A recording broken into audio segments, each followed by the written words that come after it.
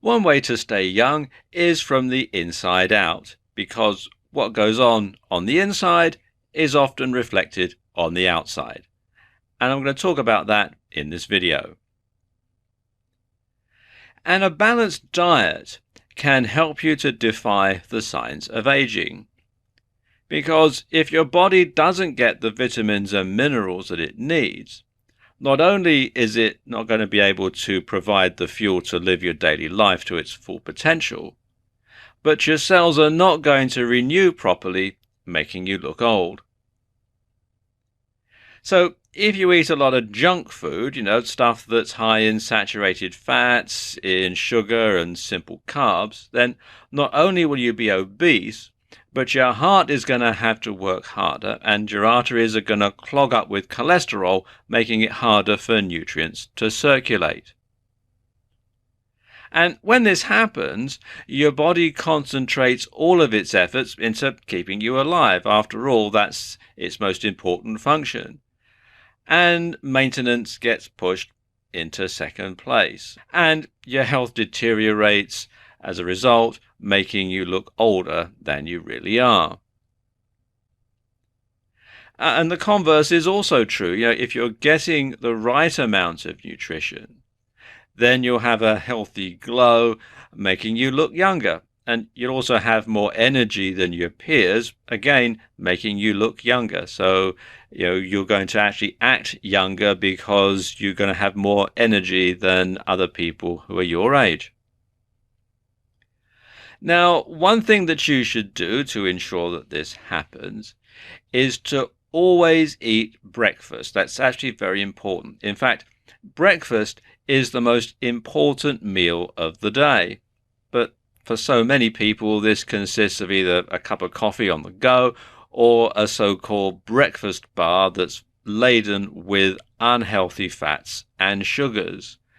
And so you're getting all the wrong sort of nutrition at the time when you really need the right nutrition the most.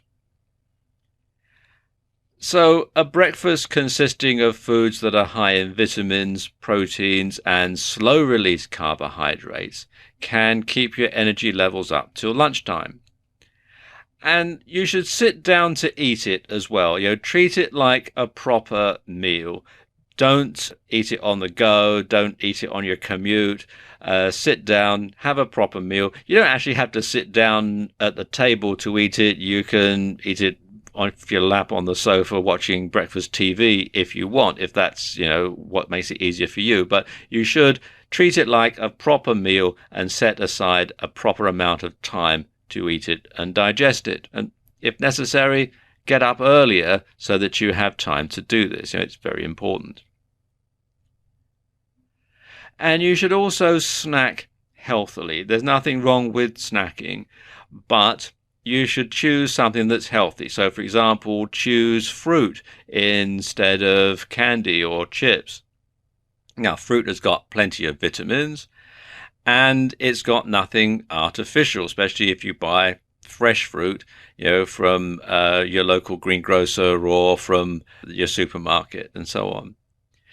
And fruit that's in season is going to have all the nutrients that your body needs for the particular time of year. So you're going to have slow release sugars during the winter time. You're going to have fast release sugars during the spring and summer. And if you can get something that's organically grown, then that's even better because you're not going to be taking in things like pesticides and artificial fertilizer residue and that sort of thing. So again, it's healthier and it's going to be better for you, and that's going to reflect in your appearance. Something else that you should do is to drink water instead of soft drinks. Now, soft drinks are full of corn syrup, they're full of processed sugars, and they've got lots of artificial colorings and flavorings, none of which do you any good. And carbonated spring water with a slice of lemon or a splash of fruit juice can be just as refreshing as a soft drink. And of course, spring water or bottled water is better for you than tap water because it's less likely to contain things like fluoride or chlorine and other additives. And of course, tea and coffee are fine too, and they contain things like antioxidants that can be beneficial, especially tea. But of course, some people need the extra jolt of caffeine that you get from a nice cup of coffee. If you do that, then try, if possible, to get real coffee, that's freshly ground and percolated or filter made, rather than using instant coffee, which can often have lots of artificial stuff in it. And it's best to get your vitamins and minerals from food, and eating as healthily as possible is always the best policy. Get fresh food, get it organically grown if possible, eat what's in season because that's what your body needs. And as I was saying, what goes on the inside is reflected on the outside. But that said, the way your body absorbs vitamins and minerals changes as you get older. And in some cases, your body doesn't absorb all the nutrients from your food in the time that it takes it to get through your digestive tract. So you're not actually getting as many minerals and vitamins into your body, into your bloodstream, as you would do when you were younger, even though you're eating a highly nutritious diet.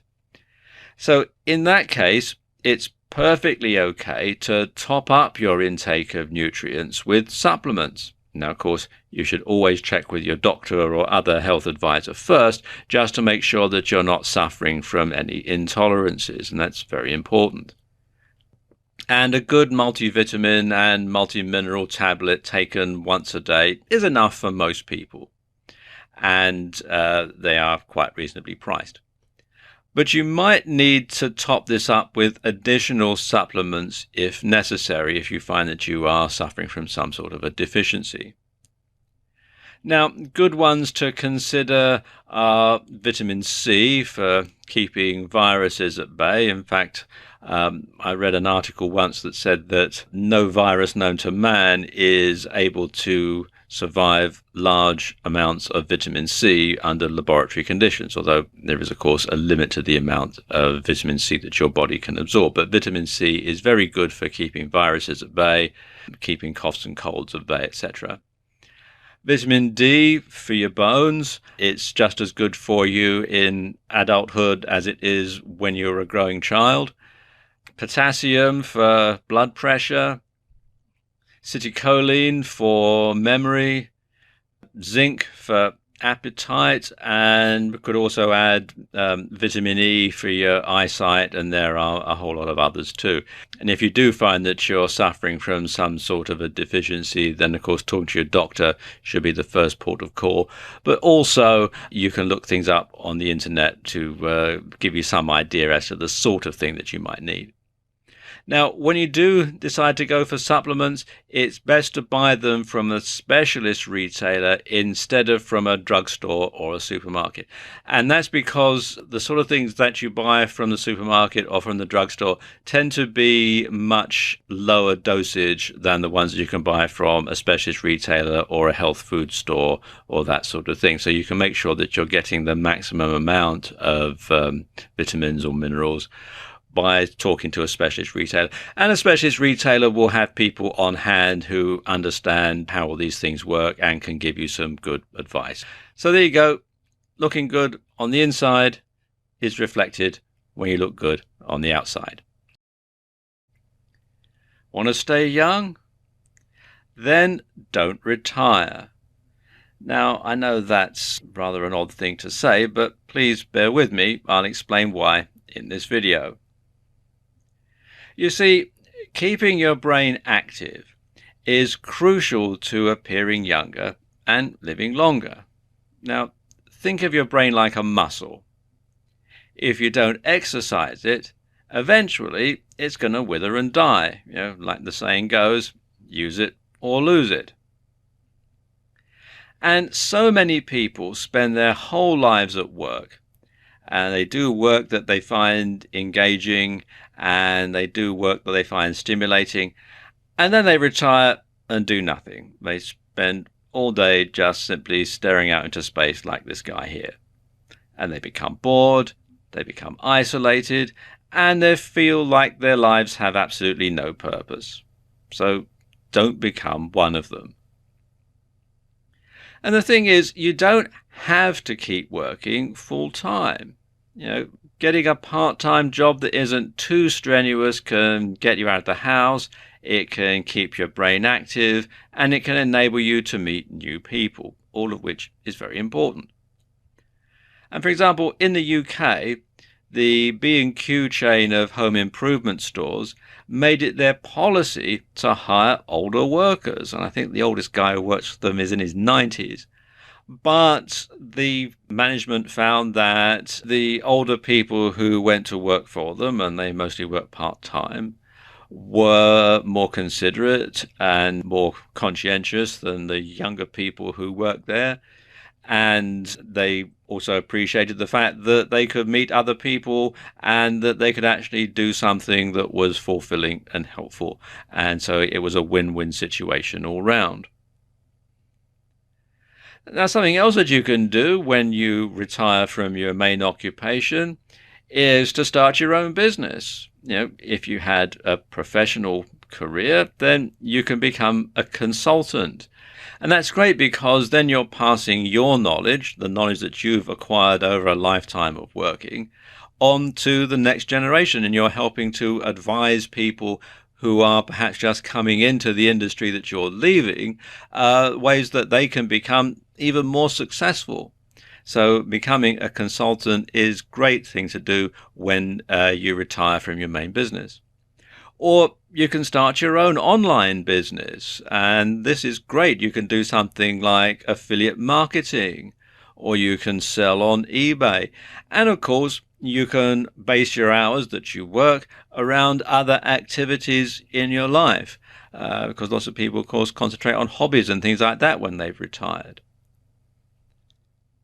Now, of course, some pension schemes, however, prohibit their pensioners from taking any paid employment. And this is particularly true of a lot of company pension schemes. They say that once you're retired, you can't take on any other paid employment. But all is not lost, though. What you can do is volunteer work. And helping out in a charity shop, in a school, or in a hospital can have all the benefits of working, except the paycheck, of course. But you're still going to be active, you're still going to be meeting new people, you're still going to have some sort of purpose to your life, which can be very fulfilling and very rewarding.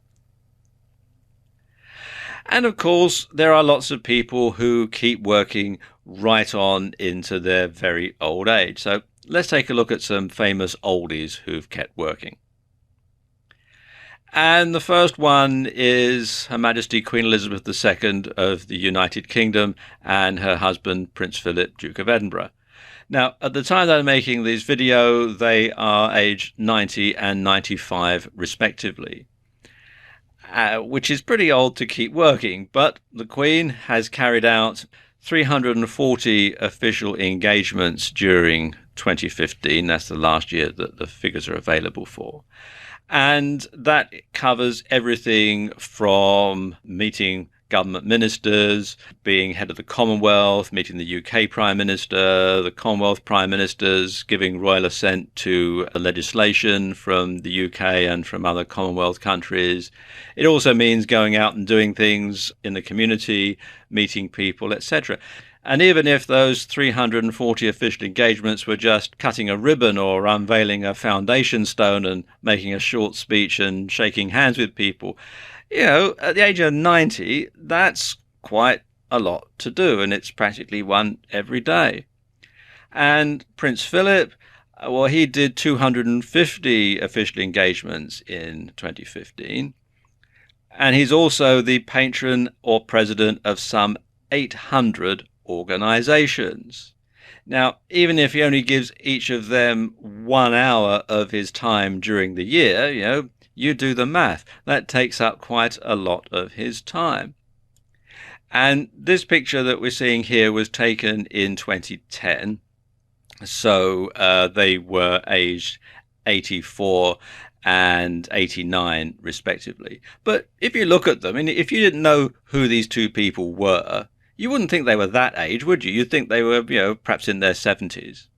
And I'm sure that it's the fact that they've done this day in, day out for over 60 years. The Queen came to the throne on the death of her father when she was 25 years old, and she's carried on this workload ever since. And I'm sure that is what keeps her quite young looking by comparison to her age. And I have actually personally seen the Queen and Prince Philip, albeit from a distance, and I tell you, they look just like you see them on TV and in photographs. There's no photoshopping gone on here.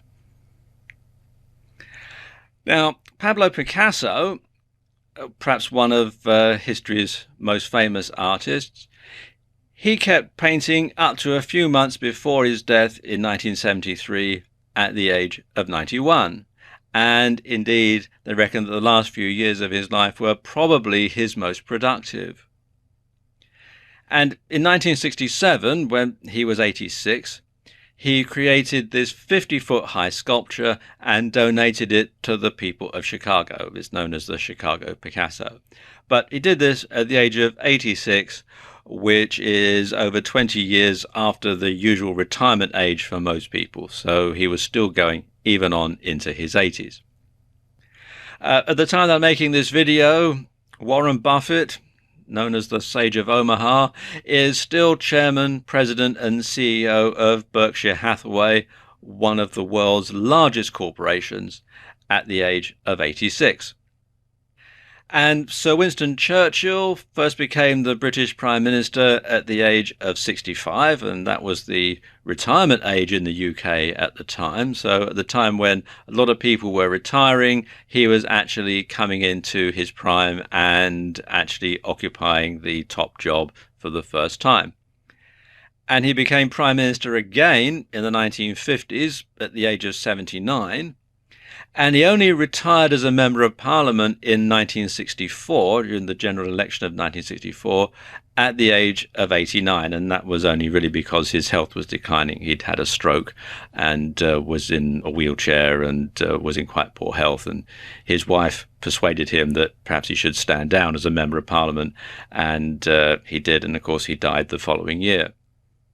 Coco Chanel was working on her fashion house's spring catalogue only a few days before she fell ill and died in 1971 at the age of 87, but she was still very much in control of the Chanel brand right up to almost the very end. And of course, the Rolling Stones have a combined age of 289 years. The youngest member, Ronnie Wood, is a sprightly 69 years old, and they're still touring and making music. So the message is very clear: just work on, not fade away.